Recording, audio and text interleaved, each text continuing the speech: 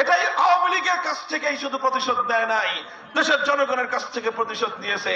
আর আওয়ামী লীগের 12টা বাঁচিয়ে গেছে, এমন কাণ্ড ঘটিয়েছে এই দেশে আর কোনদিন কেউ আওয়ামী লীগের নাম নিয়ে মাথা উঁচু করে রাজনীতি করতে পারে না।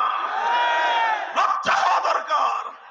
তোমার নেত্রী যদি জনগণকে ভালোবাসতো, দলকে ভালোবাসতো, কর্মীদের খালেদা জিয়ার মতো অন্তত কারাবরণ করত, দেশ ছেড়ে পালিয়ে যেত না।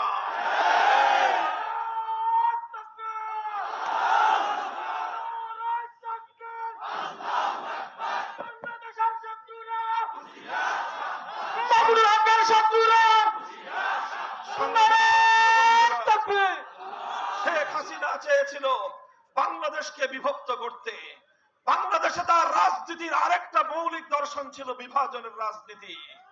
মুক্তিযুদ্ধের পক্ষ বিপক্ষ বলে যারাই তার বিরুদ্ধে প্রতিবাদ করেছে তাদেরকেই সে রাজাকারের ট্যাগ দিয়েছে।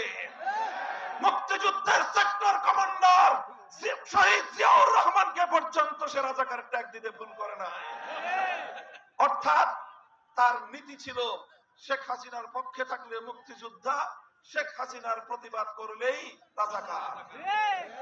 এই রাজাকারি খেলতে খেলতে খেলতে খেলতে যখন এদেশের রাতের গভীরে স্লোগান